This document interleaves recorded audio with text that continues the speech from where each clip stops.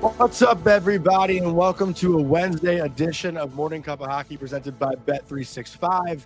Open an account with Bet365 today and bet on a huge range of markets. Whatever the moment, it's never ordinary at Bet365. So use our code NATION, NATION. Across from me is Colby Cohen. I'm Johnny Lazarus. The chat is already buzzing. And I think people want to hear about your personal life to start today's show, John. I don't want to talk about anything in my personal life, but I see Joe Albanese's comment, and Joe, we just spent the last 10 minutes basically discussing that topic. So we are in solidarity with you this morning. But wait, what's Joe Albanese's comment? Can you read it? I don't see it. Find it. I'm not going to read it out loud. You can go find it. But we got a great show how for you today. Far up is Maroon. it? We got Pat Maroon joining us in about 5 minutes. Then we got Irfaan Gaffar hopping on at 9:30. Colby found the comment. But a lot of action in the NHL last night. A lot to get into today. I see Jax's comment too, saying Stone was tripped. Colby, do you want to start there? Because that clip was late last night, and it made a ton of noise leading into this morning. And I originally saw it, and I was like, what is Mark Stone doing? Then I looked at the replay, and I still do think he was lunging at the puck. But Rupe Hintz gets his stick on his left foot and does trip him up a little bit. So here's the play from last night's game. This is not dirty whatsoever. This is wildly unfortunate. Wildly unfortunate. And I'm going to start with this. Zoomed in replay doesn't do it justice. I'm telling you, there will not be a suspension on this play. The people and the powers to be are looking at this as an unfortunate situation. Rupe Hintz gets his stick on Mark Stone's skate. And when guys are on their edges, okay, moving at the speeds that they are, a little stick you can throw a guy off. And to me, he almost toe picked. Like he gets tripped a little bit. Well, and then I still do think he's lunging. Left skate toe picks. Yes, it's okay to lunge for a puck. Yeah. Mark Stone is as good at stripping guys with the puck as Pavel Datsyuk used to be, right? Yeah. Or Henrik Zetterberg used to be. So this was an awful outcome for a play that was just unfortunate. But Mark Stone, not a dirty play. Does that mean Mark Stone doesn't sometimes dip into dirty plays? Yeah, Mark Stone plays the game in the gray at times. Yeah. But I'm a little surprised. Look, Ray Ferraro's response made me be extra thorough because I do trust and respect Ray to the highest extent. But I got to tell you, like toe pick and a little bit of a trip on the left skate, and it's unfortunate, but it's not a dirty play. No, I agree. I think where maybe the broadcasters got it, I don't know, like wrong, but the zoomed in replay, and Vic, can you show it again? Like, do you want me to text Ray and tell him you think he's wrong? I think we can get him on here. That second look, you don't see Hintz's stick get the skate of Stone. So all you see is Stone lunging over at the knee of Heiskanen. Like watch the second angle in the slow-mo replay. Like they don't show the stick making contact with the skate. So that angle of it looks pretty dirty. Yeah. And that's where if you're not, but Colby, you know, as a broadcaster, if you don't see like the detail of it live and that's the replay you get, you're making your opinion based on the replay you get. So that replay, Ray's also got Ray's not very far from that play, right? And it's not like it was a play away from the puck. This was right in front of him, a player with the puck. But it took me 2 or 3 times looking at the play to realize that he got tripped up. Yeah, I mean, again, but I actually believe, look at his left skate. He actually toe picks with his left skate and then completely goes head over, knees. Vic was texting me last night. He should be suspended for 10 games. Well, I'm sorry, Vic. That's not going to happen. There's not going to be a hearing. There's not going to be a suspension. Here's what I am surprised at, though. And I'm going to give the officials credit because they were on it right away. Mm-hmm. What I would have thought would happen in the situation is call a 5 so you can review it and then downgrade it to a 2, just so you can review it. So for the refs to get that right in real time, I'm gonna give them a clap. Okay, I'm gonna give them a clap. For any of you that are audio only, I'm actually sitting here clapping. Okay, little golf clap. Yeah. I got to give those guys credit. They got it right in real time, and that's not easy to do in a moment like that when a player's hurt. Again, well done by those guys. We don't say well done to the officials when they do good things. We just expect them to do a good job, and then we shit all over them when they do a bad. So let's give the officials a little love. Like they got it right. And I'm a little surprised. I thought our chat was going to come for me on this one. I really did.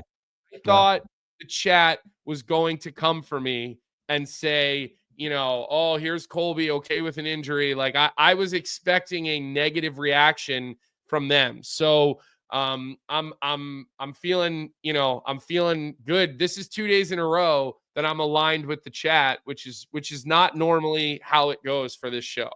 Well, I also think our chat's smart enough to realize, like, it's not a high hit. It's not an elbow to the head. Like, that's not a normal play that hockey players make where they lunge at someone and take out their knee. Like, I've never seen that happen purposely in my life.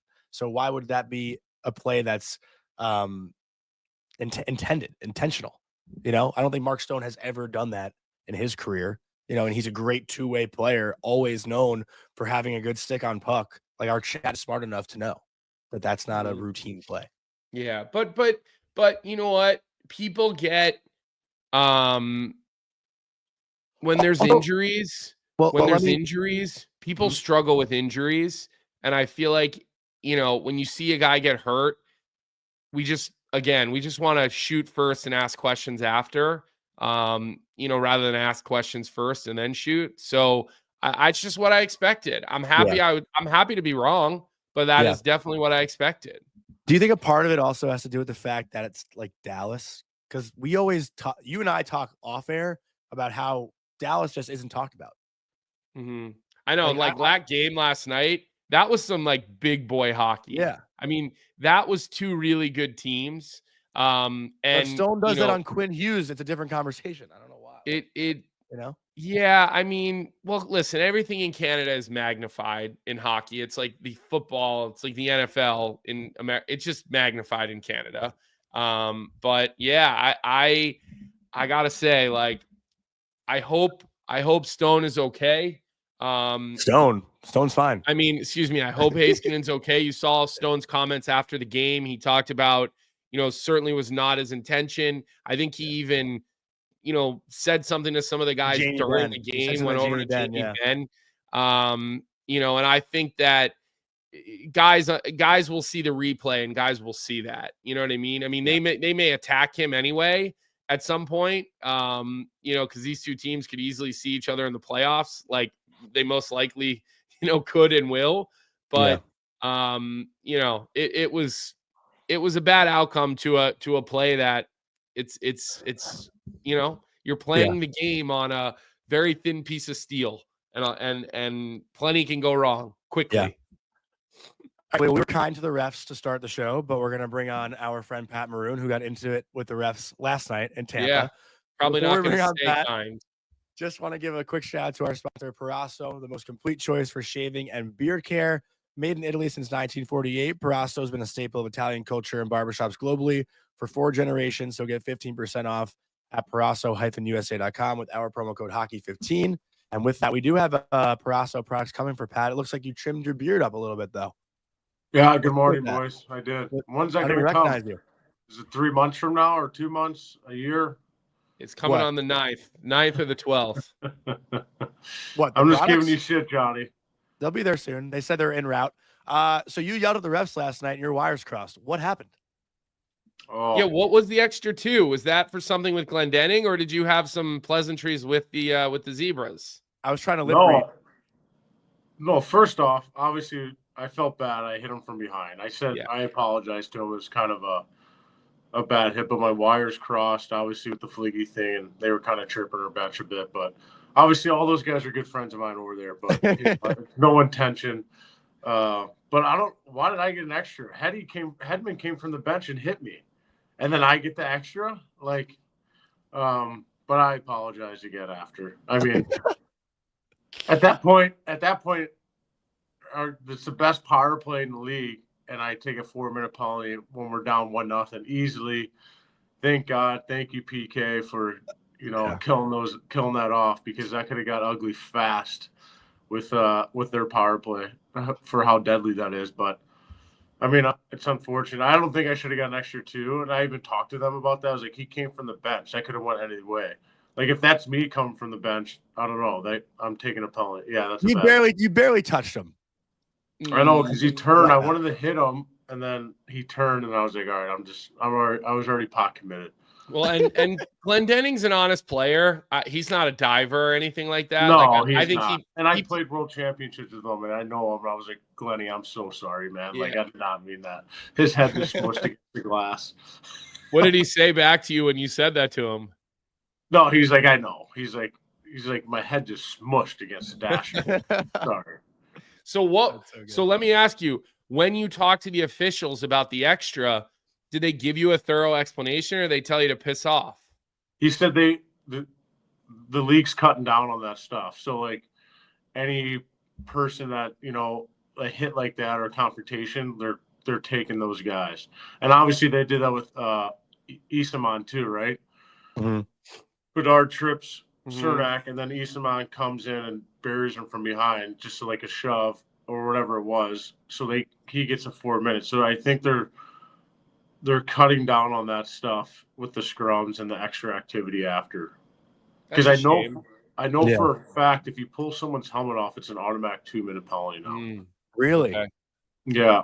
So if you see someone in a scrum and take a helmet off, I think, don't mark me on this, but I think for sure it's a 2-minute penalty no matter what. It's a roughing penalty. Yeah, they're doing the same thing in college hockey too. If you face wash a guy, I think it's like a 5-minute now. 5. It's crazy. If you open palm a guy, or you pull on their cage or their bowl, it's just an automatic 5. There was one in was it the BU-BC game the other night? There was one, and it gave BU, they took 2 and then 5, so they got a 3-minute power play, but BU got the better of it, Pat. Yeah. But even I'm watching it going, God, that's a little soft for 5 to me. Like, I don't love that. I don't know what your guys' opinion is on this, but like, do you feel like it's kind of soft now with that? Like, I don't know where the game's going, the direction they want to go. Like, do they want more goals? Do they want more power plays? Like you can't take that out of the game. And I think Brian Boyle kind of hit it on the head the other day when he was talking about Rempe. Like those guys, Reeves and Rempe and Olivier, like those guys are so effective and they're big, and like you need that in the game. Like they can change a game in a heartbeat by, intimidation, right? Like when there's a guy over there on that side, like your team's bigger and better. Yeah. I feel like, Pat, I've always argued, and I wouldn't probably put Rempe in this category yet, although he's definitely been effective lately, but he's had too many issues and not enough time. But like, you could talk about Revo, you could talk about some of these other guys. I'd even put you in this category at times. I think that you guys who are the, citizen cops out there, we'll call them, I think they keep the game safer. I think having fighting makes hockey safer. And I know that, not in that conversation. That sounds goofy, but it's like when as a guy who's maybe not one of those guys that you're going to have to potentially answer to one of those guys if you do something dumb or dirty. I don't know. Like, my career was spent in the American League, and like I always knew if I did something, who on the other team I would have to face. And that always made me think like, maybe I won't finish this guy off. Maybe I won't take that extra step, especially after a long road trip or something like that. So I actually think in a way those guys keep the lid on it a little more than people realize. I don't know if you think I'm taking crazy. No, I agree with you. But that's my thought. No, I agree with you. I think, like you said, they kind of police it, right? It makes you wonder, like, am I going to go in for the big hit? Like, then I have to answer the bell. And the thing is, too, like, if you have a guy that's going to fight a heavy, but the middle of the pack guys, too, that make an impact, too, that are willing to do the same thing, right? But they won't fight the heavies, but they're willing to go grab a guy that just did something like you were saying. If I go in for the extra hit, like, maybe that middleweight's going to come grab you. You know what I mean? But in the American League, man, like when we came in the league, it was the goddamn gauntlet, dude. You were Jungle. fighting. Jungle. It was insane. Like every tough guy you can ever imagine, like they're foaming out their mouth, ready to fight you. Like it didn't matter who you were. Like, I mean, you just knew, like, going in. Like, who'd you guys have? That Robbins. What's his name? We had Bobby Robbins. We had Big Earn. We had Big Earn at one point. Scariest guy ever. We used to have to play against Jacob Redlich in Hershey all the time. Oh my god, terrible. It was terrible. Like even in was it Bridgeport? They had Gillies and Hanley and Fritz. Like it was just like Trevor Gillies. That guy was nuts, dude. Gallant. They had Gallant too. Yeah. He was tough. I ended up fighting Gallant, and that was poor decision making on my part. How'd that end up? Only because I was so much longer, I was able to kind of stay out enough. Yeah. But he got the better of the shots. That's 100% the reality of the situation. Just to add this though, Pat, like I did see Tom Wilson on After Hours, I think this past weekend with Scott Oak, and he was talking about how now he'll like give guys heads up when he's about to hit them in a bad position. Because, you know, Colby and I have talked about this too. The younger guys in the NHL don't expect like when to get their bell rung.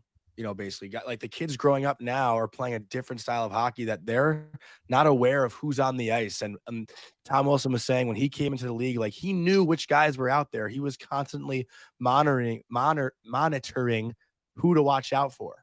By the way, I said Big Earn, and I want to clarify because that's Brian McGrattan. Sorry, yeah, my bad. Sorry. I think Vic's got the fight though. If you want to, I played with him in Syracuse.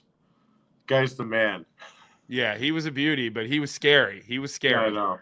Very scary. Wait, here we go. Fight? Oh, Gallant. Okay. Oh, wow. All right. Little rabbit punches. Little rabbit punches took a couple. Let's see. I think I take him down, but I took some good shots though. I definitely was a little sliced up after this one, but he led the American League in penalty minutes that year. Oh yeah. You know, I'll never forget Rhett Rock Shawnee, who was on that bench with Jeremy Colleton. Damn, good fight, dude. Yeah. You didn't do bad at all.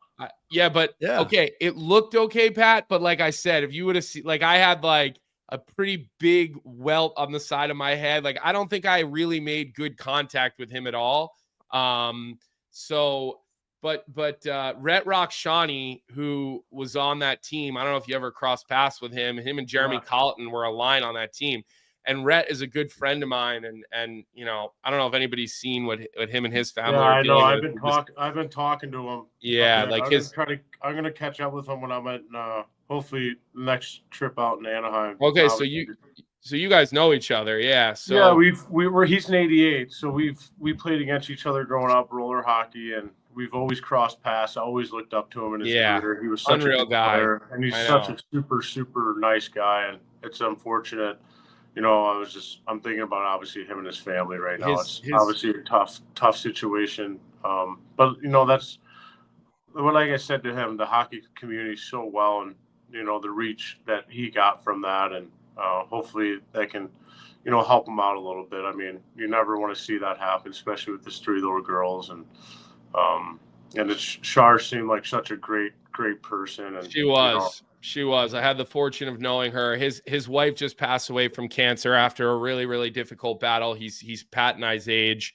He played some games for the Islanders. You know, again, she just passed away. They have 3 daughters.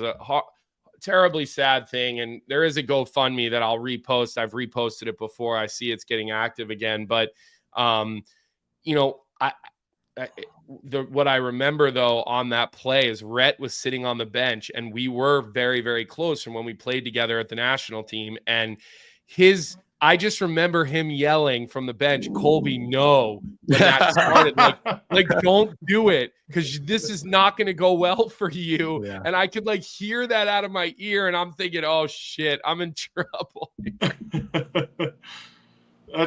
I mean, listen, I thought you did good. Yeah. You did really good. You got the takedown. It looked better than it felt. That was the moral of that story. But again, back to the original point, like I truly believe when people say we got to get fighting out of the game to make it safer, I actually don't think it would make it safer. I don't. And I know some people are going to tell me you're a dinosaur, you know, head trauma. And like, listen, I understand all that and I hate all that too, but it does, in my opinion, it's a way to simmer when the pot is about to boil, that fight, that release. And I don't know. I'm that's my thought process on that. Oh, I agree. And I think the most important thing is, like you said, like obviously he's not in your weight class, but I think just showing up, just being there and showing up. Like it's not about the wins and losses. It's about showing up and like the willingness of doing it. Because honestly, it is a hard job. It's the hardest job in the league to be that guy. I know, you know, speaking of, I mean, I'm not in those weight classes of like Ryan Reeves, but like for him, like back in the day when he came in the league, like knowingly, he's like, I have to fight. You know what I mean? Like those guys are like, they knew right away. Now it's obviously not like that anymore, but it was like the first shift, you knew someone was going on the other side, right? But I think it's all about like the showing up part and the willingness of doing it. It shows a lot of character and respect in that team and the locker room. I think goes a long way, in my opinion. Well, you were saying that on Chicklets. I mean, I know you didn't do the interview yesterday, but it aired yesterday, and I didn't even know that you basically had to turn into a fighter just to survive. Like I thought you had been doing it your whole career, but you know, from the stories you were telling, and I highly recommend anyone listening to this right now to go listen to that interview because you were awesome on that interview. I was actually cracking up too at the Happy Gilmore references, and you were like, "You're the guy, clown!" Like that was funny. But yeah, Pat, I didn't realize what you had gone through in Philadelphia and just everything you had to do to basically, you know, save your career. Yeah, I mean, it was tough there. You know, like, I mean, I'll kind of touch base on it. We won't go into full details again, but I think personally, you know, when you struggle like that and you get sent home from a team in Philly, when you had really good numbers in the American League and you're their point guy, you know, seeing that and then, you know, you think, well, fuck, like I just got sent home. Like, what's next for me? I have a 2-year-old at home in St. Louis. Like, my career's over. It's my last year of my entry-level contract. Like, what is going on? And, you know, at that time, you kind of feel embarrassed. Not only for yourself, you embarrass your family, you embarrass your mom and dad, your kid. Even though my son didn't know at the time, you kind of just you feel like a failure at that moment in time. And you know, I regret every moment because you get caught up in the stubbornness. And I'm sure Colby can touch on it a little bit. Like seeing other guys get called up, you're like, what the fuck did I do wrong? You know what I mean? Like, why am I not the guy getting called up? I'm doing everything right. And then you kind of get caught up in that, and you get caught up in the selfishness a little bit in that, and you start worrying about things that's out of your control a little bit. And like I said, I got caught up in it, and I wish like I said on Spin Chicklets, I wish I can take that moment back, and I wish I learned more, you know, as a young kid, because you know these young kids that are going through the same process right now, it's tough because like you feel like you're doing everything right, and then you're not getting the call. It's like, what did I do wrong? And then you start pointing the finger, and then you start being a bad teammate. And you know, there's one thing, if I can take back in my career, that's one thing I would do is go back just to be who I am right now as a good teammate. You know, take guys underneath your wing. You know, guys that are on your lineup that get called up to the third line or second line or get pushed up to the power play. Those are the guys you're pulling for, right? And I wish I can, you know, turn it back a little bit. But, you know, honestly, it's part of what made you who you are. Like, you know, yeah. Well, what I was just going to say too is like, I mean, obviously we're all a little different, but the way you reinvented yourself is why you've now become who you are. Like I had similar what the fuck? Why is he getting called up? They're asking me to change who I am as a player. They're not like, and like I resisted it, and you took it as a challenge, and look at you now, and look at the career you've had. This is why, Pat, I think if you wanted when you were done, I think a general manager would be smart to hire you as a special assistant type of guy and let you go work with, special assignments. If they have a high-end prospect that's, up and down or struggling or stuff like that, or a guy who tore it up in juniors who, is struggling to find his footing, because like that stuff is invaluable. And having a younger guy who can relate, who literally just went through this yesterday. I know I'm like exaggerating a little bit, but I think that's wildly valuable. I don't always think bringing in the Hall of Famer to those roles is realistic, because like the Hall of Fame guys, the game was so easy for those guys. They didn't see the lens of a normal NHLer because they were the 1% of the 1%. So you'd be really valuable in that role. Like I think about a 21 or 22-year-old me talking to 37-year-old you or 36-year-old you. I probably would have listened a lot better than, geez, I don't even remember. I mean, it was Don Sweeney pretty much who was the GM of Providence at the time, because he was the assistant GM in Boston. It was hard to have a conversation with him and walk away from it and feel like you were having a real conversation. Now, Adam McQuaid does a lot of that now for them, who's like a perfect type of guy for the Bruins in that type of role.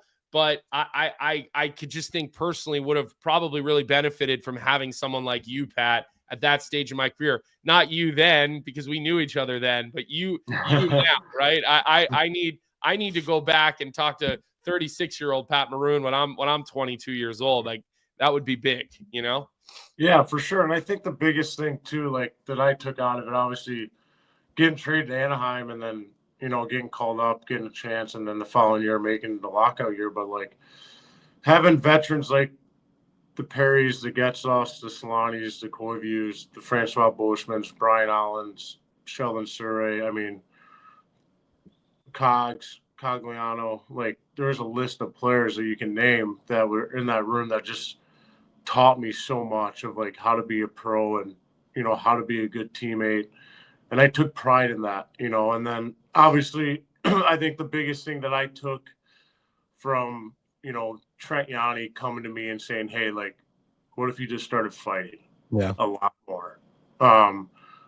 Obviously I didn't like that, but again, like, I had to, right? If I wanted to play in the NHL, like he just basically said, you have intangibles that a lot of people don't. You'll fight heavyweights, so you still play the game. So I had to find a role in that, but to make that happen. And I think what I take out of it now is like, are young guys willing to adapt to being a different player in a different role? And some players, like you said, are not willing to do it. Like they get caught up of like, why am I changing my game? Like I got here for a reason. Like I'm in the second best league right now. Why can I do that in the top league? Right. Mm-hmm. So I think it's the willingness. Are you willing to do it? Are you willing to sacrifice just a little bit to get to the next level? And I wanted to, like, I wanted to prove people wrong. And, I was a point guy in every league I played in. It didn't matter, When you were in London, it was like a clinic for you out there. I remember seeing stuff, and it was just, and this is pre-Instagram and Twitter, so it wasn't as easy for us to all be connected. But you'd see a thing every now and again, and you'd hear, right? We still had word of mouth. We still had the groups would come together for World Juniors, stuff like that, and you'd hear about guys and you'd see them. But I mean, you just fleeced that league. When you played in London, it was London, right? I'm not crazy, am I? Okay, no. Yeah, that's what I remember. Yeah, so like when you have success and then you're leading the league, you led the league in the American League in points, and you still only have 2 games. You're like, what is going on, right? Yeah. Like you're still kind of confused in the situation of like, and I think you just kind of look back on it and. You need someone in your corner.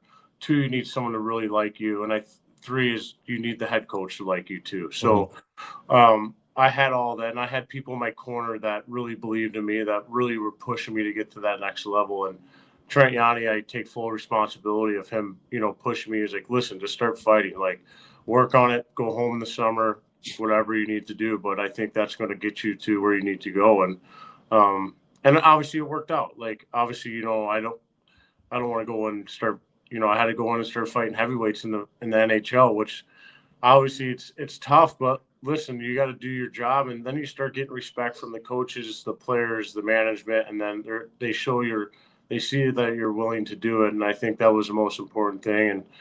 And then you just kind of turn into yourself again. Like, you can still play the game, you can still be yourself, play game, still be effective in the game, knowing that you're willing to stick up for your teammates or, change the momentum of the game, asking guys to fight. So, like I said, that's the biggest thing now that I see guys now. It's like, are you willing to adapt?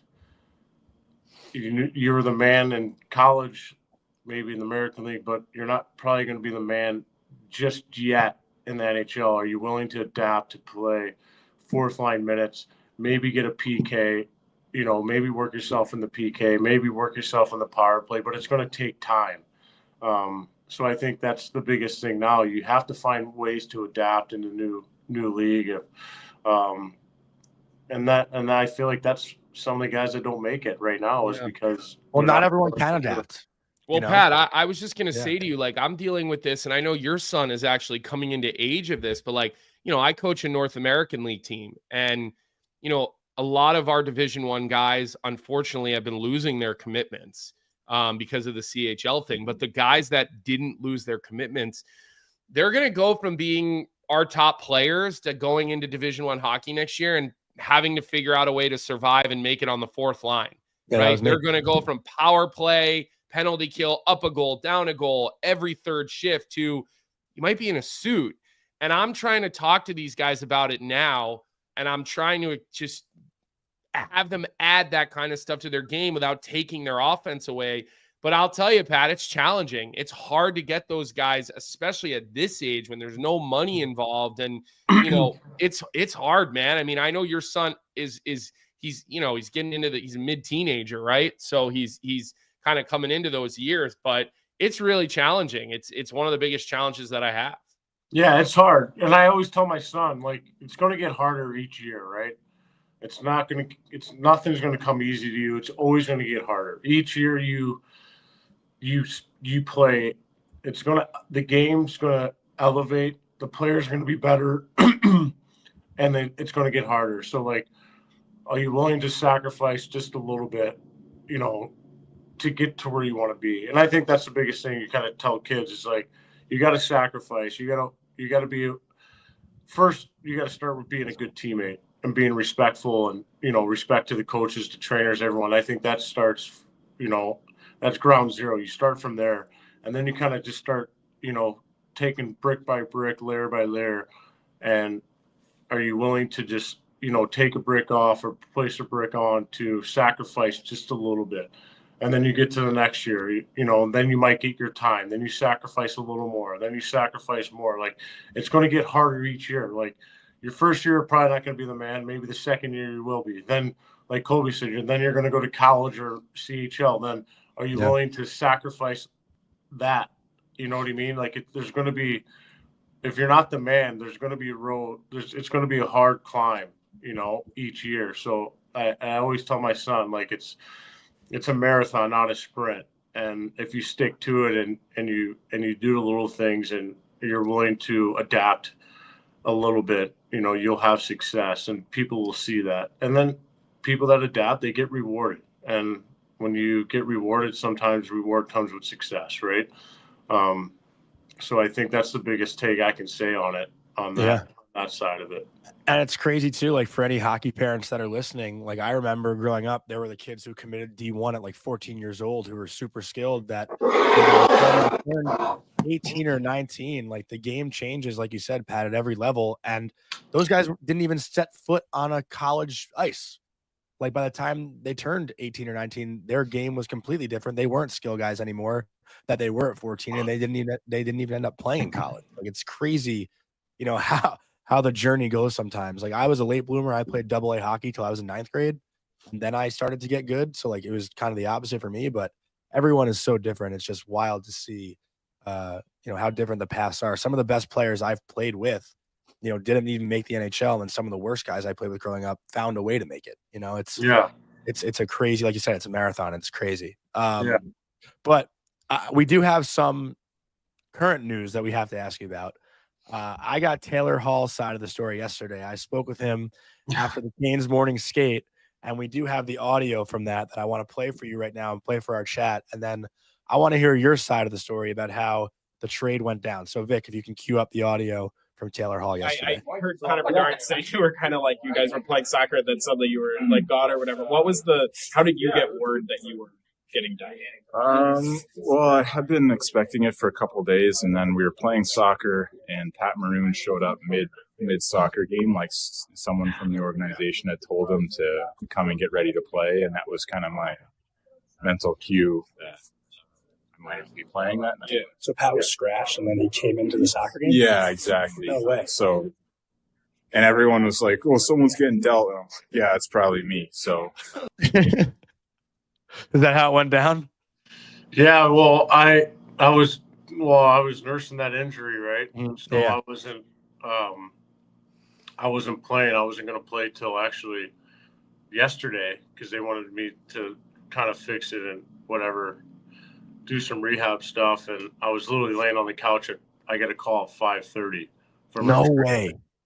And they're like, Steph Jones is sick. I was like, okay, well, we have an extra D-man. He's like, just get here. I'll explain later. I'm like, well, what am I playing, D? Is there another D out? Like, what's going on here? I can play D. Look. So they didn't even tell you that Hall was getting traded? They just said show up to the rink and you'll figure it out when you get here? Yeah, so then I walked in. I was like, I went up to the trainer. I was like, hey, can you just grab the head coach? Like, what's going on? Like, I want to prepare like I'm playing. It's 5:50. Like, am I playing? Am I not playing? Like, what's the deal? He's like, I don't know yet. So I was like, can you just please go talk to Anders so I know? And then Anders came and talked to me. He's like, hey, they're working on something. I'm not for sure, but prepare like you're playing. And then I ran into the soccer game. They're like, Big Rib, what the fuck are you doing here? And I'm like, I just got the call to saying I might be playing. They're like, what? You were just on IR. I was like, I know. I don't know what's going on. And then they're like, what did they say? I was like, I don't know. I think Jonesy's sick, but I'm assuming someone's getting traded. I didn't know that. The Honor still didn't give me the trade. He's just like, hey, you might be playing, so just prepare. I was like, all right. So I knew I was taking warm up, so I didn't know what the extent of it. And then we finished soccer, and then they pulled Halsey in and said he got traded. So that's how, basically what he said, how it went down. So it's awesome. But like Halsey said, like they told him a little bit. So he was expecting it, and he was expecting Carolina because that's what he's been saying the whole time. So listen, obviously it sucks losing a teammate. I played with Hall 3 times now. We've crossed paths, and great guy. Yeah, great guy, and I'm happy for him. Listen, it's an opportunity. They made a huge push, obviously, with the Rantanen trade, and you want to see guys that leave that that have not had an opportunity to go win a Stanley Cup. So you want to see guys like that go and push for a Stanley Cup, and like we all dream of, right? Like the pinnacle of your career is to make it to NHL and have all the success in the world. Have a really long career, but I think during that long career, you get to the pinnacle, which is hoisting the Stanley Cup. So I think that's the end goal. Like all the money and happiness that guys play for, whatever, it is what it is. But I think at the end of the day, we all want to achieve one goal. And when you leave the game, you want to win, right? And unfortunately, some players don't have the opportunity to even get to the Stanley Cup Finals. Some players don't even have opportunity to get through the second round or the first round. So I just asked the Maple Leafs. Let's ask those guys. That's their MO. So I think Carolina's had some good success over the years. Obviously they haven't got over the hump yet with losing the conference finals a couple of years, but hopefully with these big trades and Hall and Rantanen, hopefully they got the push and they can go win a Stanley Cup. Yeah, I kind of want to ask like one little behind the scenes question too, just because that whole situation with you getting the call at 5:50 to go play, it made 5:30. Johnny said 5:30. 5:30. Sorry, 5:30. Sorry. Don't be fake news, John. Well, he said I said he showed. I guess you said he showed up to the rink at 5:50 or something. Whatever. Yeah. So irrelevant to the point. So like when I'm talking to Peter Laviolette, Pat, like during a game day press conference, like after morning skate, we asked Laviolette like any lineup changes, and sometimes he'll say we're not expecting any. So in the day to day, is the coach really not deciding the lineup? Like maybe the GM picks the lineup from some days when these kinds of things happen. Like yesterday, Laviolette said we're not expecting any lineup changes. So does that mean maybe a trade is on the horizon on that day? Like I don't know what the behind the scenes would be for those kinds of things. I'm asking Pat. But you're okay. Go ahead, Pat. It could be a dumb question, but I just don't know. No, it's not a dumb question. I want to hear Pat's response. Well, yeah, I don't think we'll know. That's the thing. I'm sure the GM coach probably talk beforehand. I'm assuming they have to know, right? Like the GM's probably telling the coach, hey, I've talked to some teams. This guy might get traded, but again, we don't know, right? Anything can happen. So I don't know behind the scenes stuff. I don't know any of that. Like I would love to be a fly on the wall when all this stuff is going down for sure. But that's the thing. I've got to be a fly on the wall on that when I was in Chicago. Like and Kyle and I are close. And before he became GM, we were close. Yeah. So it wasn't like, oh, you're GM now, let's be buddies. It just I'm just reading into yesterday though. It just kind of worked out. And what I know, like from Kyle and what he used to tell me with Luke, and even Derek King before that, they would have a regular touch point throughout the day. And here's the thing, like those conversations are usually conversations that happen over a longer period of time. It doesn't you don't just get a call and get hey, can you do this? Okay, let's make the trade. Like these things take some time. So I think Kyle kind of had an idea and, there was conversations going on and he probably had his regular touch point with Anders early in the day. And then it probably started to heat up late in the afternoon around 4 or 5 o'clock to the point where at that point, Kyle will say to Anders, hey, I need you to pull Taylor Hall from the lineup. But like, I don't think he went down there and he said, this is what we're doing. This is the trade. Like GMs for the most part, at least Kyle Davidson, he doesn't meddle. He wants to hire a coach and let his coach coach, and then they have their touch points. So I think GMs pretty much stay out of the lineup card. It might be a little different in New York with Lou Lamoriello, but for the most part, like I think most GMs, the lineup card belongs to the head coach, especially Peter Laviolette. Chris Drury is not telling him who needs to be in the lineup. He may say, look, this may happen, be prepared in case, but GMs are not putting the lineup card together. And again, I've had that sneak peek working in the hockey or, working in the front office around those people. I wasn't a front office, like corner office person, but got to work around those people, Johnny. Got to be 7 feet from Kyle when Kane was traded and when the DeBrincat thing happened and Brandon Hagel, like I was there for all of those things and got to kind of see a little bit behind the scenes how those things unfolded. All right. Well, thanks for answering. Here's your answer. I know you got golf today. Are you in Tampa still? Or are you guys in Carolina? No, you're good. I'm not doing much. I'm not doing much right now. Golf's canceled? No, it isn't. It's not canceled yet. But we're not teeing off till 11:30. So I don't even know what time it is. All right. Well, we do have Irfaan Gaffar waiting, so we're gonna get to him. I wanted to ask you about JT Miller and Pettersson, but we'll ask you next week because I want your opinion on it. But we'll wait till next week so we don't keep him waiting too long. No, you're fine. Here. We can touch on it. Let's bring Irf in. Why don't you bring him in? Because I want Pat refuses to leave. No, but I want Irf before. Look, we obviously want to hear from you. Your boots on the ground in Vancouver, but Pat, as a player. Hold on, Colby. Before you talk, I get a text from Johnny. He's like, "We have so much fun stuff to talk about today. We're gonna queue you up." And I haven't. What's the fun stuff? The Peter Laviolette. Well, no, we got into the fucking fighting. What's the fun stuff that we were talking about today? Like, He got We're deep gonna on have you. more, he wanted but to talk about your ghosts and your skeletons of your career. Sounds real fun to me, Pat. Minor hockey. Put me in timeout.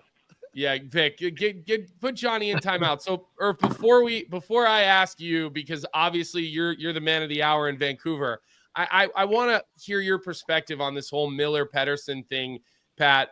As a guy who, again, is just so respected in locker rooms, like, can this continue? Like, how? Like, what a messy situation it is out there now. The GM is coming out saying, basically, this is unattainable. This doesn't work. Now their leverage is. I mean, they have none.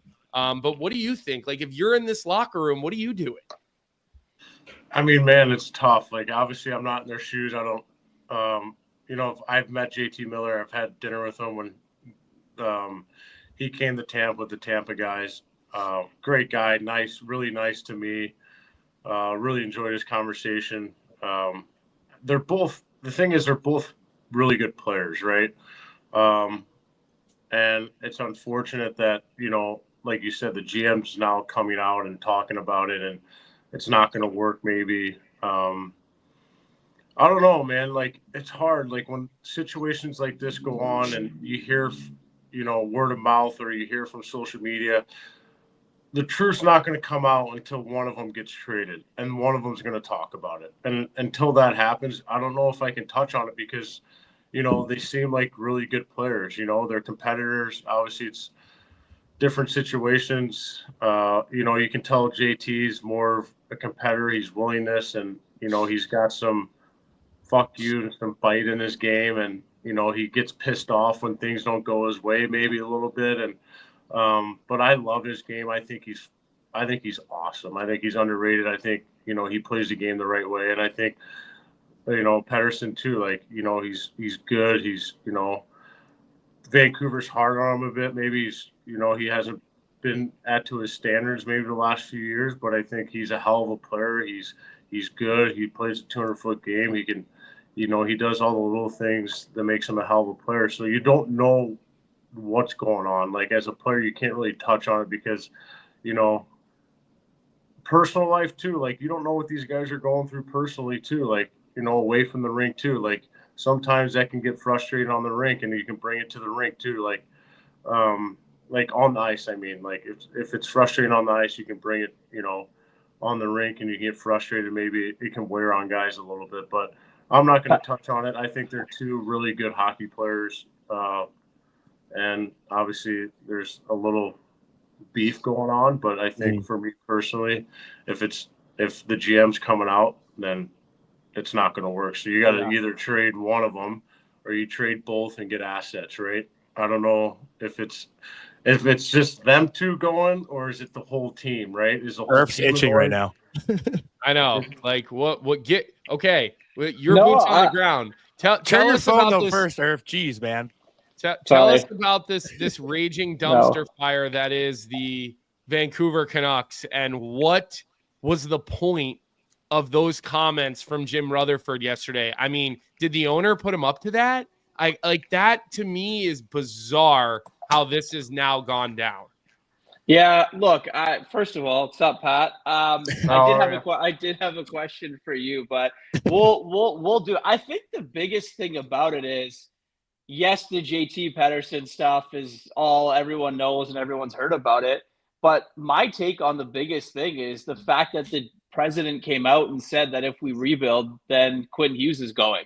Like, do people in this market and people everywhere else not realize how big of a statement that was?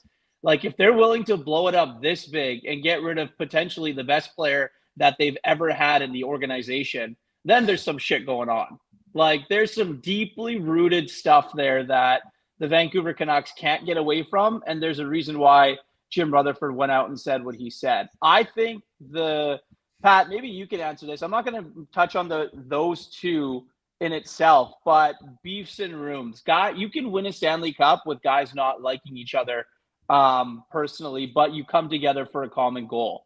I think this one has gone so far from where it started that they just can't even go to work anymore. And I think that's why other guys start to get affected, and you hear reports of players going to management and things like that just to try and get stuff sorted out. So my thing is last year they had Ian Cole. They had a guy on the team that, had some leadership, had some Stanley Cup pedigree, has been there. And, before that with these young guys, they had Chris Tanev, they had Jacob Marshall, they had guys that have been around. Right now, JT Miller is a veteran, but he's a guy that's in the middle of it. So there's really no leadership in that room, to be completely honest. That's kind of where I'm at. Yeah, I think first off, you got to bring those guys in the fight with you, right? You got to make them feel they're important, right? If that's the case. But I think when you go through situations like that, obviously you don't want that in a room, obviously to begin with, right? Because then it just causes commotion. But if you have a good enough team and good enough players and good veterans surrounding that situation, you bring them in the fight, and as long as you go out there and compete and do your job, you put the bullshit aside. Yeah. And I think everyone's going to go, the 20 guys on the ice will still go and sacrifice for that guy if he's the problem, right? I think that's the ultimate goal. Like you said, the ultimate goal is to win a Stanley Cup, but you put your bullshit aside and you go out there and you play for the 20 guys that are out there, right? No matter what's going on in the locker room, because at the end of the day, we are still a team and we are a family, and, you build that brotherhood throughout the whole year to get to your ultimate goal. And I think that's what you need, right? And unfortunately, like, you got to bring those guys in the fight and make them feel wanted and important. And listen, sometimes it fades away too. Like when that happens, sometimes it fades away and everything stops, right? And everyone's like, all right, we did our job. Like, it's great, right? And I think that's sometimes what you have to do. And like you said, like with an Ian Cole in there and a veteran that's been there, that's won Stanley Cups, like that can kind of police the situation a little bit, can help, right? Because at the end of the day, it's hard for coaches to police it. Like, they're there to coach, they're there to get their players to play. They're not there to police the players and figuring out, hey, what the fuck's going on, right? I think that's up to the core group of guys that are in that room to take responsibility and take ownership on them to, bring the 23 guys collectively into a group and bring them together and put your bullshit aside and go out there and play hockey. And I think that's the biggest thing, right? It's an unfortunate situation too, because you look at that team and what they did last year in the postseason.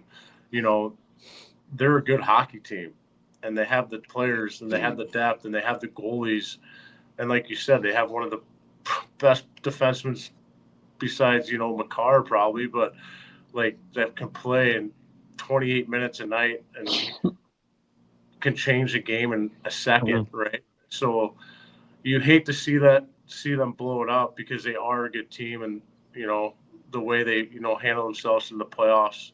I mean, they could have beat Edmonton easily, last year, and they're one bounce away from going to the conference finals. So I hope I don't see that. But again, like I said before, you got to put everything aside, and the guys in the room have to handle the situation and come together as a group. Yeah, if that answers your question. Yeah, Irf, why don't you just ask Pat to go talk to Ilya Mikheyev and get the tea from last year? Ilya Mikheyev had a rough year last year too, but he's turned it around in Chicago. That's for sure. Yeah, he's the best. Found out he is, right?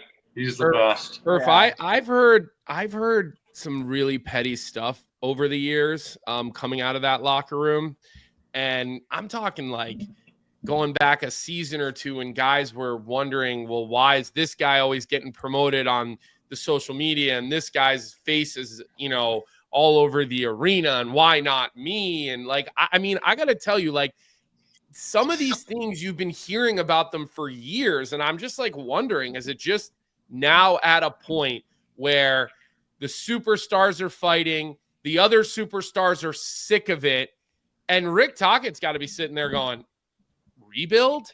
This is what I sat there and waited for, one good year in a rebuild? I mean, listen, I played with Adam Foote.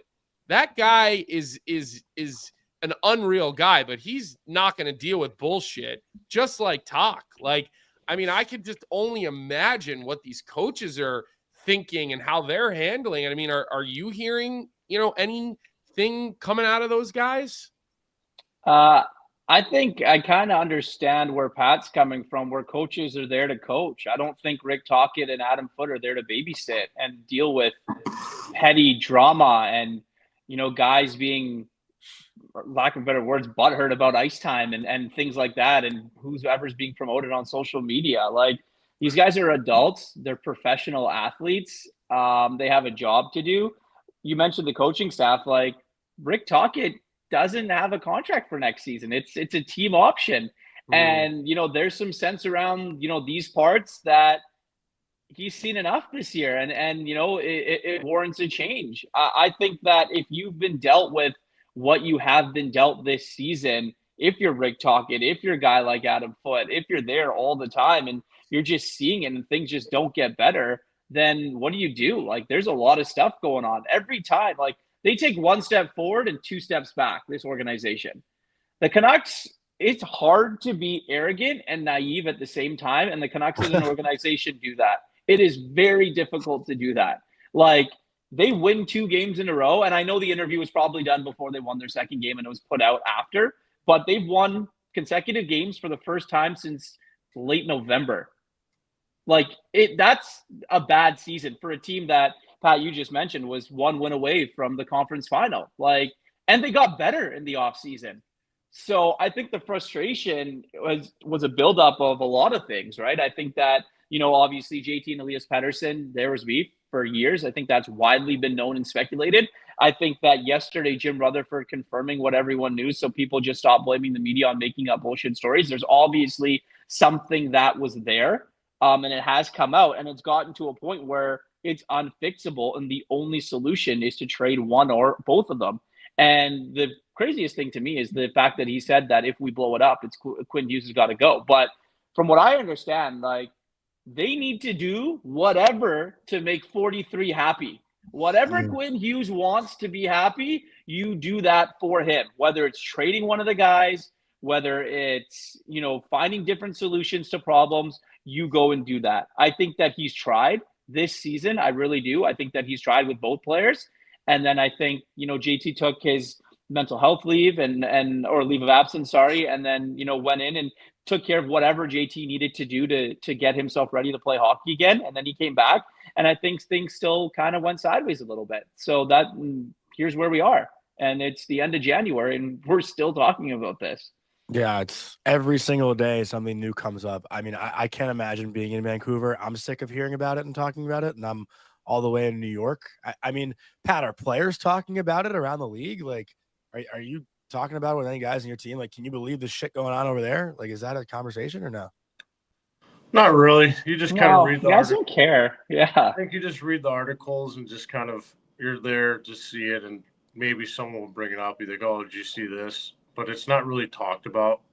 Because, like, again, like, it's players. Like I said before, you honestly, you don't know what's going on personally with these guys, if they have something going on at home or, whatever it is. Like,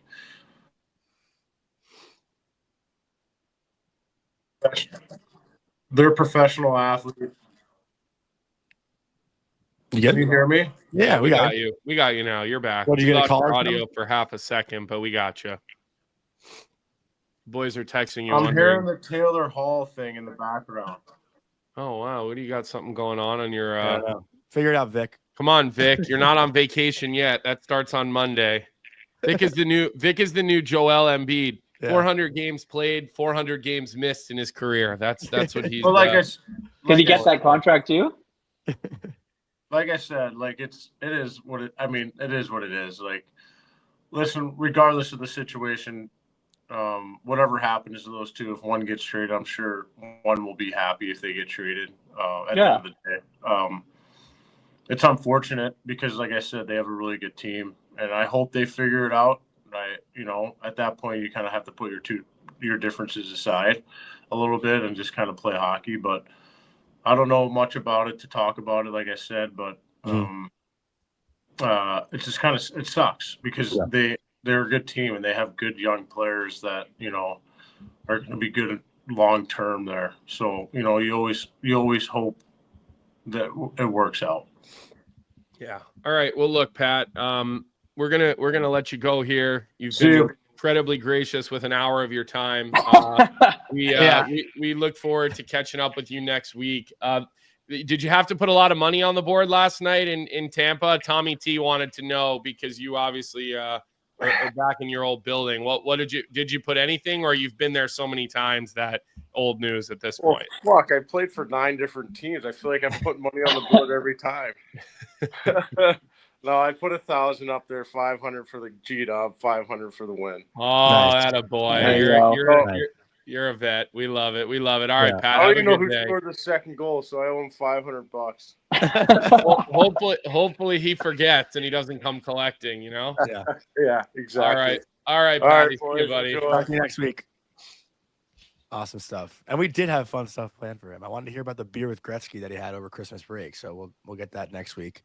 But Irf, we also got some Senator stuff to get into. You had Travis Landon Slaggert, game winner for Chicago last night. First game of the year up in with the big club. Got the GWG. That's a good payday for the kid. Extra $500 for Landon Slaggert. He probably was playing free last night. Probably had to buy so many tickets. Not his first NHL game, but his first this year. I think he played a couple last year out of college, but he probably didn't make a lot of money yesterday with ticket purchases. So that extra 500, at least that probably covered 3 or 4 of the people he had there watching the game. So that's good for him. He's a Notre Dame kid, right? I remember. Yeah, he was sick. Yeah. I think he had a couple brothers that played there too. I think I played against his brothers. Yeah, all good players. Yeah, really good players. But Irf, you had Travis Green on Down to Earth. You got a little bit of behind the scenes with the Ottawa Senators, who have been really hot lately. They're in 3rd in the Atlantic. Are you buying into what the Senators are doing right now? Do you think they can sustain it and actually make the playoffs? What did you learn from talking to Travis Green? I learned that nobody wants that wild card spot in the East. It's wild, right? You look at all the teams that are vying for it, and the Sens are right in the mix. I think that they get their goalie healthy, things can change in a good direction for them. I think that Travis and we talked about a lot of stuff. I mean, obviously he was a coach here, ended up getting fired. Guy I had a relationship with for a long period of time. And, he went to New Jersey and, had to sit behind Lindy Ruff and then was the interim coach there. And then now finally gets a job again. So yeah, I think he likes what's going on there. I think it's a young team. They're a team, again, that, they've got Brady Tkachuk, they've got Shabbat, they've got Norris, they've got like a lot of good pieces. Claude Giroux is a veteran that's really helped with that hockey team. Like, I look at that team and I kind of look at the Vancouver Canucks and say, who's their Claude Giroux? Like, who's the guy that's been there, who's been around, who kind of knows the ins and outs of the league, who, when you have an ear, like Giroux's the guy. And by all accounts, guys love him and they love being around him, and he's playing at a high level. So good for the Senators. I really like what they're doing, and definitely good for Travis. And I wish him nothing but the success. I'm excited. I think that's coming out today. Yeah. Okay, good. I was just going to ask you that, but I'm so glad you said that about Giroux. I worked, did TV in Philly, and I've just been here for so much of my life. People in this city used to blame a lot on on Giroux. He's not a good leader. He doesn't do this. He doesn't do that. He was just surrounded by a lot of mediocrity in his career. But I will die on the hill every day that you need a guy like him in the locker room who does it on the ice, who can do it off the ice, who brings guys together, make sure guys aren't left out of things, competes hard in practice, is consistent in the way that he plays. His highs might not be as high anymore. He's on the back 9 of his career, but his lows are never that low either, right? He's a very consistent hockey player. And it's nice to hear you talk about the importance of Giroux, and Travis Green talk about the importance of Giroux a little bit, because again, people in Philadelphia just didn't, I don't think they ever truly gave him the respect, because he was just in Philly for a most of his career in Philly. They just were in no man's land. Yeah, they had the run early when he was pretty young, and they went to the Cup finals and whatnot, but he was more than that. And it always kind of frustrated me to hear people in Philadelphia kind of be down on him at times, when I just felt like he was never really surrounded with the right players and the right goaltenders and stuff like that. So I would love nothing more than to see that guy have a little run in the playoffs. Yeah, and he's a guy that like the playoffs get going, the Claude Giroux is built for the playoffs. The way that he plays the game, the nastiness that he can have in his game, and obviously the offensive output that he can provide. And let's be honest, like not a lot of people want to go to Ottawa. It's a market in Canada that's tough to get players to go to, right? I mean, you can overpay and get guys there, but Giroux wanted to go home. Like he wanted to be there, and I think that says a lot about the man that he is. I think that says a lot about what he's gone through in his career to go back to a situation where you look at their young players and you see something in them. So good for Claude. Good for Travis Green, and happy for the Ottawa Senators. So let's kind of see what happens here. But that wild card spot is just wild in the East. It's just fun to watch. And what have you gathered? I'm curious, just from the relationship between Brady Tkachuk and Travis Green, because Brady Tkachuk, obviously, everyone knows his personality. It's out there, right? He's a guy who wears his heart in his sleeve. He's emotional. He maybe can sometimes overreact. But maybe a guy like Travis Green reels him back in a little bit. Like, what do you make of that dynamic? I know that Travis, when he got the job, went to the World Championships right away to go see him when he was playing over in Europe. I think that was an important thing for him to go and do, to go and have that face-to-face connection and serious conversations with the captain of the franchise, with the leader of that franchise. And look, Brady plays the game. We all know it, the type of game that Brady plays. And we all know, I mean, if you go back and look, maybe Travis didn't have the skill. Obviously, he didn't have the skill that Brady had, but he played that type of game. He played the guy that's tough to play against, the guys that know what you want to be around and things like that. So there are some similarities between the two, and I think they have a good relationship. I think that you've seen some reports out there that the Ottawa Senators have interest in the Vancouver Canucks and Elias Pettersson. I don't think that is the case at all. I just don't. I don't think that that's going to work there at all, to be honest. So, I think the Ottawa Senators right now are in a pretty good position. They're led by Brady. Maybe getting into too many fights. That might be the only thing that is a knock on him. But I think that when you look at it, it's a good problem to have where your captain is dragging you into the fight every single night. You talked about it cracks me up to hear you say, I don't know if this will work here when we're talking about Pettersson.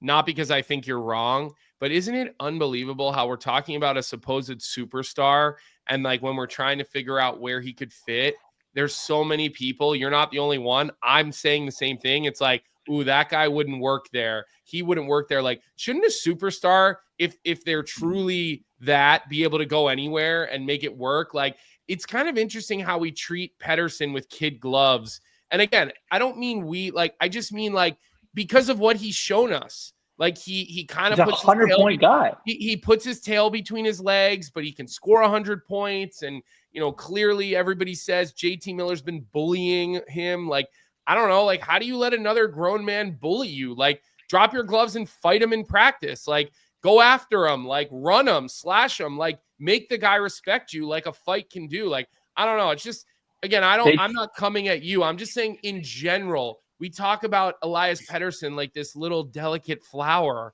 and it's like I don't know. Like, it was just interesting to hear you say that, or if I don't think he would fit there. Like, I agree with you. I don't think he would fit there, but like, where does he fit? Like, who's bringing him in? Where are they going to hold his hand enough and, rock him to bed in his, probably the Rangers. Like, where is that? I don't think it'll work in New York either. Like, I think that the places that it would work are the ones that you heard about them very interested in: Carolina and Buffalo. Small markets, not a lot of pressure, not a lot of stuff going on there, right? I think that there's definitely that dynamic of it that you have to take into consideration when you talk about this player. Look, he's a hell of a hockey player.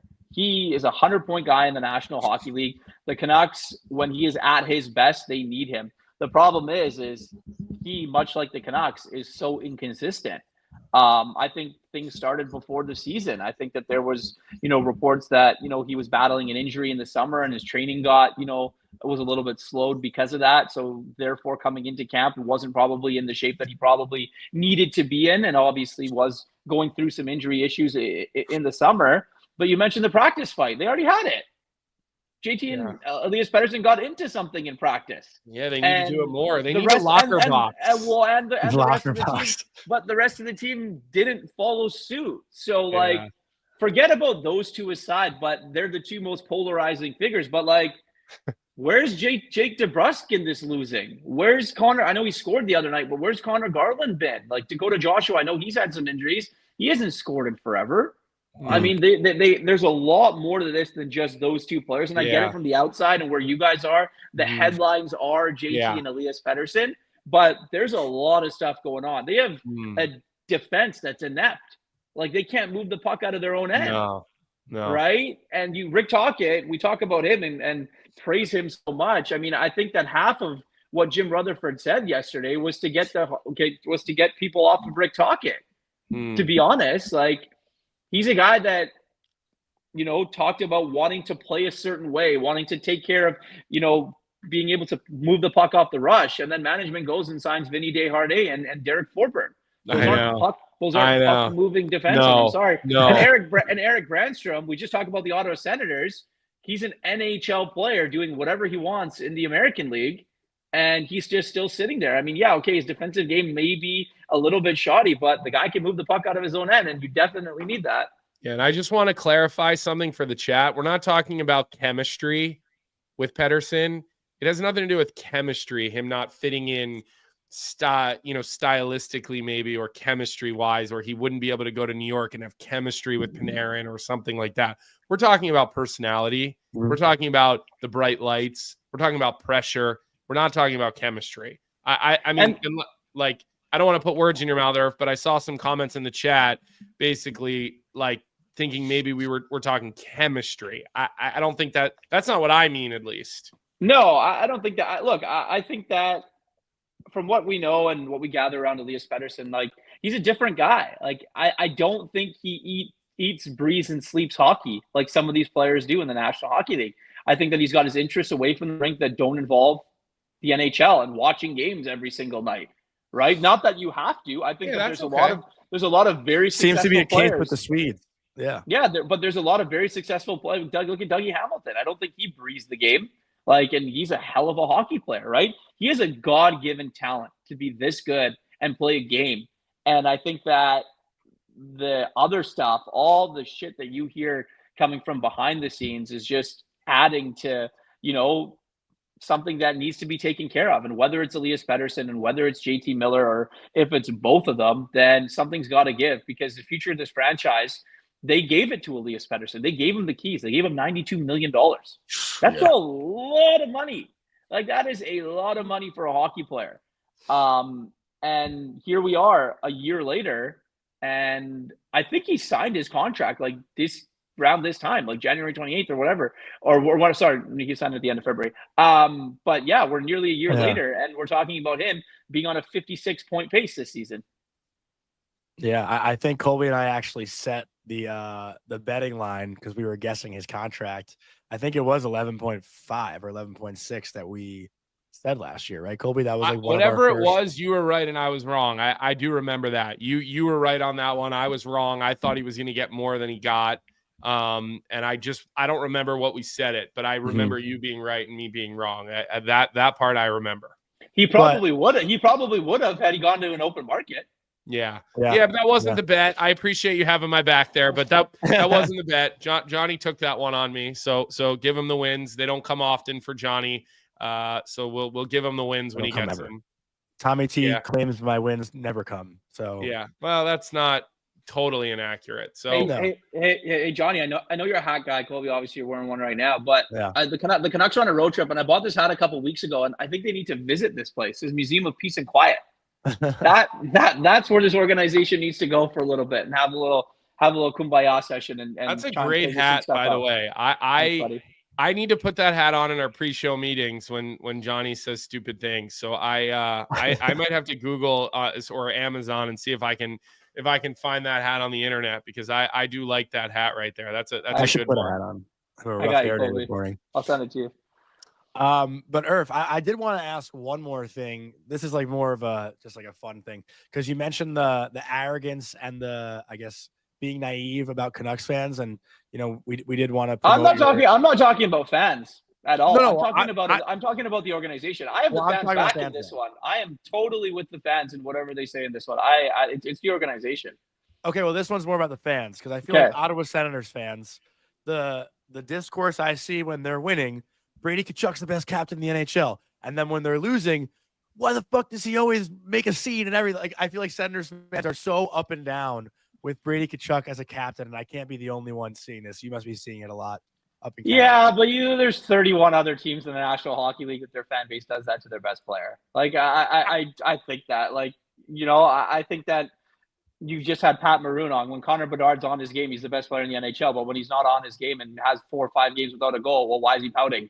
Why isn't he getting into the fight? Why isn't he doing this? Why isn't he doing that? Right? I can go around the entire league and do that with players. So I agree. I think fans, obviously, they have their hard-earned money to go and want to spend money, and they can voice their opinion in any way they want. And you want your team to do well. You want your best players to be your best players all the time. But the reality is they're not. The reality is as a fan, you can say whatever you want. Yeah. All right. Well, you shut me up.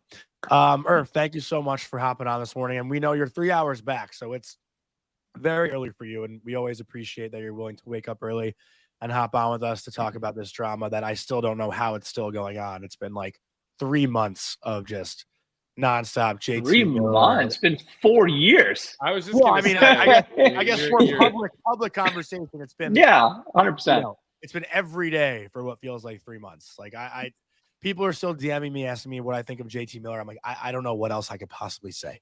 Yeah, the interesting thing for me there is, like, I'll leave finally with this. Like, JT Miller's got a full no move, right? So he would have to agree to go wherever he wants to go this season. And I think there are a couple of teams that have permission to talk to his agent and try and facilitate a trade.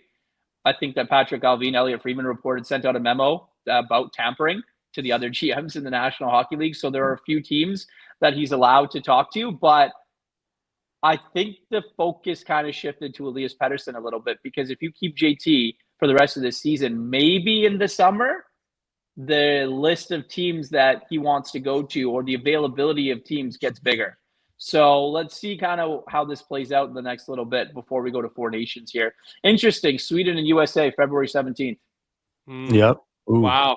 Yeah. Might see, maybe they'll try to get them teams. Yeah, get them like different NHL teams. That'll be interesting for sure. Get them out there against each other. And I saw something in the chat. Someone said the Devils need to find a way to get Quinn Hughes. I wonder if they could put a package together without depleting their entire system. Well, the other Hughes is coming the other way. It's just not like it's right. Yeah, maybe it's Nemec, Casey, Dougie Hamilton, and I don't know, Dawson Mercer and Timo Meier for Quinn Hughes. I mean, you just traded away like your whole. I don't even think I would do that if I was Vancouver. So, they're doing it's early out there, as Johnny said. So for you to get up with us means you had to make an extra effort, and we always appreciate the people that are willing to make the extra effort. So it's good seeing you today. The work you're doing for Daily Faceoff is awesome. Make sure you check out the conversation on Down to Earth on the Daily Faceoff, which is currently live. His conversation with Travis Green, and keep an eye out as those shows drop, because always gets great guests, but gets guests comfortable and talking. It's not, they never feel like interviews. They feel like conversations. And so they're just not as rigid, and they're much, better to listen to. So good job on that. And we'll definitely, keep looking forward to the new episodes as they come out. Thanks for the kind words, gentlemen. Appreciate it. Anytime. Like I said, anytime. Sure, this isn't the last conversation. We'll once the trade actually happens. Yeah, give me a call. Give me a call. All right, buddy. Have a good rest of your day. All right. All right, gentlemen. Be well. Good stuff today. I'm still laughing about how Pat was like, Johnny told me he had funny stuff for me, and we talked about the fucking emotional ride he's been on. You know what's funny? Everybody likes you. Like, you're such a likable guy, but everybody treats you. But everybody treats you the same way. It's like everybody loves you and they would do anything for you and they would invite you anywhere, but everybody treats you the same. I think that's a good thing. Like even Pat, like, is that good? He loves any opportunity to gang up on you. It's so it's too entertaining. I welcome it. It really is. So yeah, I mean, listen, we went to a lot of different areas of the game last night. Did you see what was I know yesterday we wanted to talk about goalie interference. What was the goalie interference, Vic? Because I got up so early this morning and I did some condensed games. There was a goal last night that came back for goalie interference. But now I can't remember which game it was. Someone maybe can help me in the chat. I don't even know what you're talking about. I wanted to talk about Rasmus Andersson and Tom Wilson. Yeah, we can talk about that too. But there was a goal that came back last night. And I know the day before we wanted to talk about the goalie interferences. Can anybody help me out with that? There was a number of games last night, but I know there was one that had a goal that they called it a goal. It was on a point shot, and there was like I don't even know if there was contact. There was just a player in the crease. The goalie, yeah, okay, here it is. Isles Avs, Jack Drury, right? So Drury kind of pushes off Mayfield, but he's in the crease. There's not a lot of contact. Right. We know this rule now. But the argument is that Sorokin couldn't play his position and so soft, but pretty consistent. I feel like they're actually pretty consistent. There's been a couple where you're like, what? But I do feel like they've been pretty consistent with this call to the point where I'm like, yeah, that's goalie interference. But are we getting back to this whole if your skate's in the crease, it's no goal. I feel like we're getting too crazy with these goalie interferences. And I know New York Marine's going to send me an angry DM yelling at me about it, or I forget one of our New York, guys kills me about it, and he loves it, and he comes on. He's always great about it. I love hearing from him, but yeah, I know we had that in the show yesterday with Jeff, but we didn't get to it because we just went all over the place. But interesting to constantly see these, right? Well, if we're going to do it, I guess the one that pissed me off in the Kraken Oilers game, Tolvanen scores a goal, and I think it was John Hayden who stops in the crease. Calvin Pickard, friend of the show, actually braces himself and gets his glove up on Hayden to protect himself from being hit by Hayden, who stops in the blue paint. And then I think it's Kulak who then ends up shoving Hayden a little bit more into Pickard, and Tolvanen scores the goal. But that to me was blatant interference. I do agree with you saying it is more consistent now. I could have saw that clip last night and said, well, Sorokin can't get to the top of his crease, so they're going to call this goal interference. Yeah. But here's the one from the other night. This is from Monday night. Watch John Hayden go right to the blue paint. He stops in the blue. Pickard gets his glove up to actually avoid the contact, and then Tolvanen comes and scores. And I know we'll see a slow-mo right here, or I guess we won't see a slow-mo, but Kulak shoves him after the contact's already made with Pickard. How is that not interference? That's what I don't get.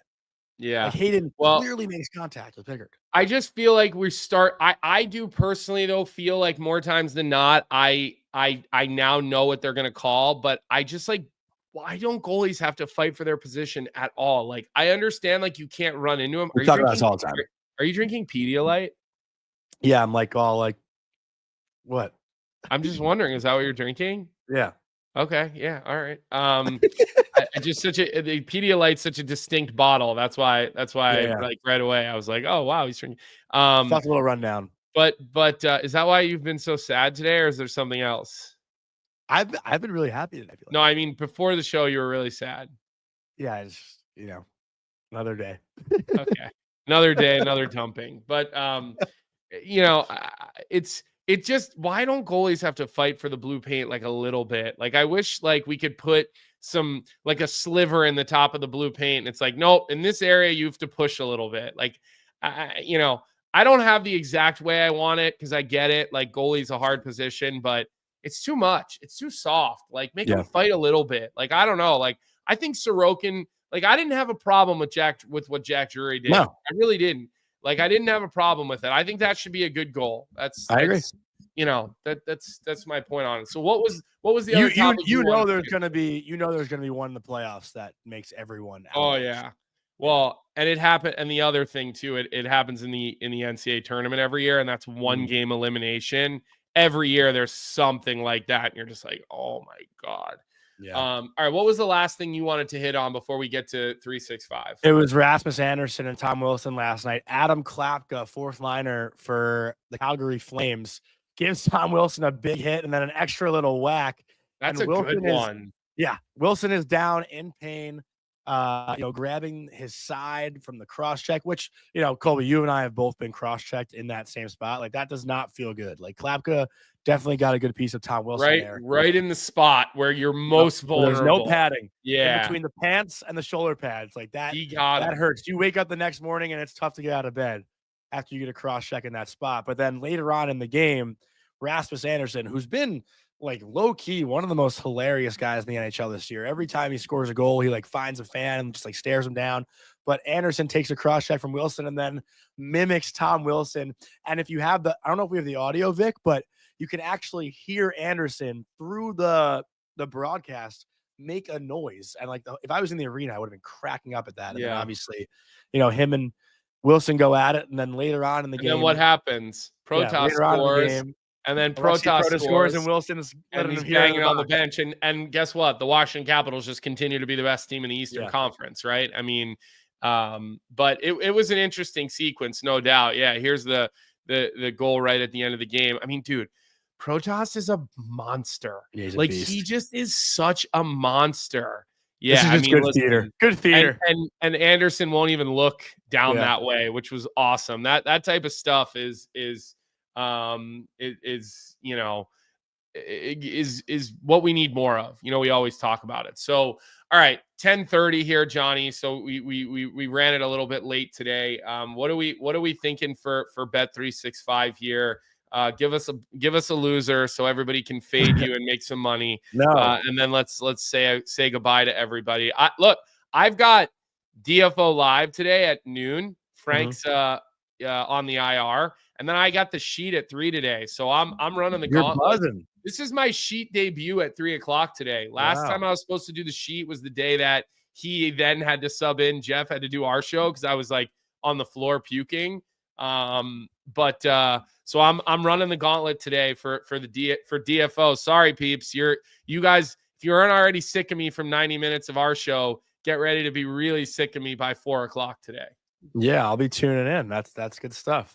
And as far as our Bet365 bet of the night goes, since Tommy T pissed me off before the show even started today, we're not going with my pick. I asked the chat for a pick, and Tommy, I say that with respect and love, but you did piss me off. So fuck off. But we're going with Neil. We're going with Neil Fode's pick tonight, which is the Nashville Predators on the puck line. If you asked me to take the Nashville Predators puck line, I probably would have said no way. They are home tonight hosting the Vancouver Canucks. Nashville's actually been on a bit of a heater. They lost their last game in Anaheim, but before that, they won 5 in a row. They've won 7 out of their last 10, and they're back on home ice tonight after 2 games on the road. Vancouver has won 2 straight games, but we all know what's going on there. They haven't been as good on the road this year, so we're pulling for the Nashville Predators to win by more than 1 goal. And have a problem with that pick? Blame Neil. Just quick to roll other people under the bus, Johnny. I mean, I can't win a bet to save my life. That is definitely part of your MO. All right, look, it was a great show today. I got to tell you, Pat kind of just gets looser and looser with us every week. Great lighting today too. The hotel setup is a good one. I'll just remind everybody, give us a like on this episode. If you're an audio only person, put your automatic downloads on. We've seen the growth in our downloads has been incredible. The growth in our YouTube audience, it's just continually climbing steady.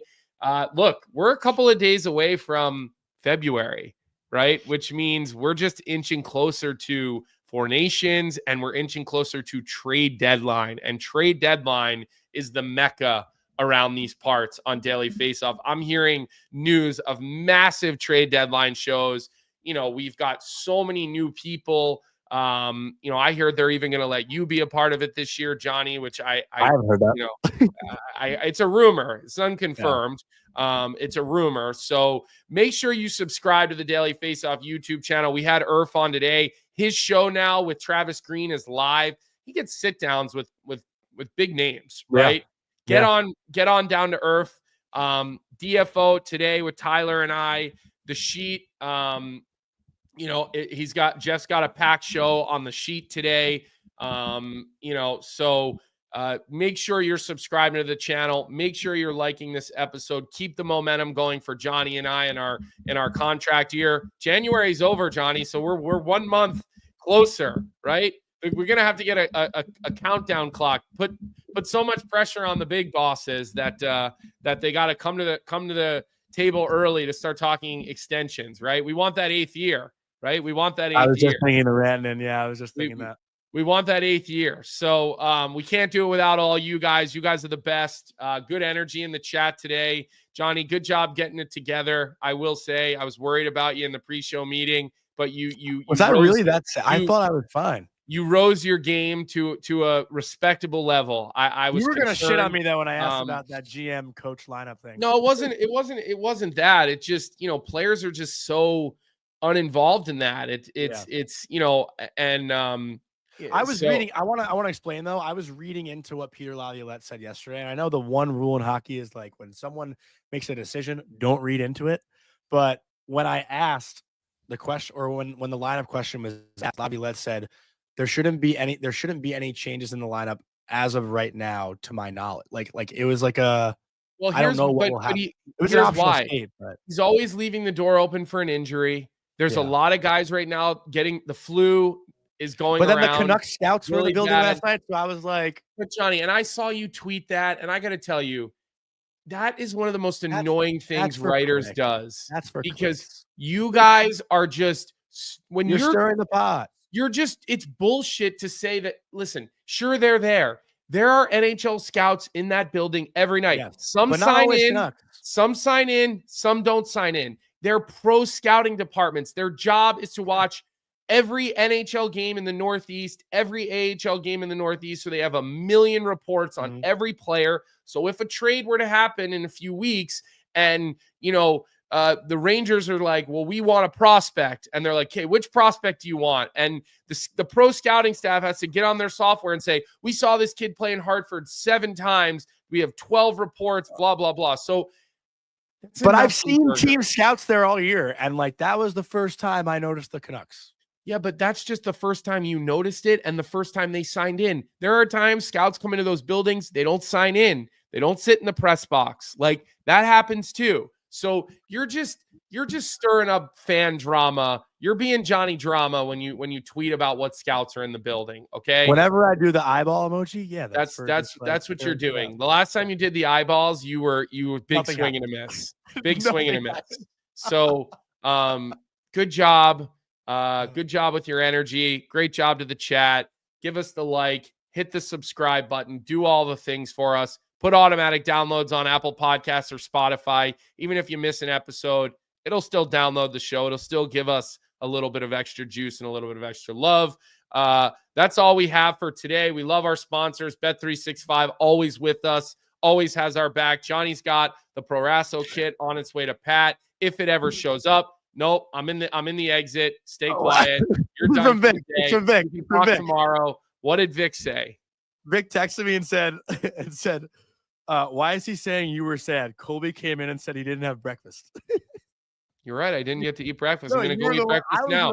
I got to go get some breakfast right now. Vic, you should know better, buddy. You're about to leave for a month. Do you really want me to spend the next month going in on you when you're not here? You're gonna be waking up on your honeymoon every day wondering what we're saying about you. So Vic is getting married Saturday, everybody, just so everyone's aware. Yeah, we're gonna wait till tomorrow to talk about that. Oh, all right. Okay, sorry. Be patient here, young grasshopper. Okay. You see, it's hard working with you. Colby's gonna call me like an hour, be like, stop fucking up my endings. Oh my God. He loves to make this as least professional as we possibly can. That's all we have time for today. We went an hour and 35 minutes. We hope you appreciated it. We saw the audience growing. And as always, we'll be right back here with you tomorrow for our last show of the week. And we've got some exciting things to tell you about our boy Vic. So we will catch you up on all that tomorrow, 9 a.m. We will see you then. Thanks, everybody. What's up, hockey fans? If you enjoyed that video, then you need to be hitting the subscribe button right here at Daily Faceoff. Exclusive interviews and analysis from our hockey insider Frank Saravalli, fantasy updates from Brock Sagan, and a daily live show at noon Eastern, Monday through Friday. You don't want to miss any of the fantastic content, so hit that subscribe button.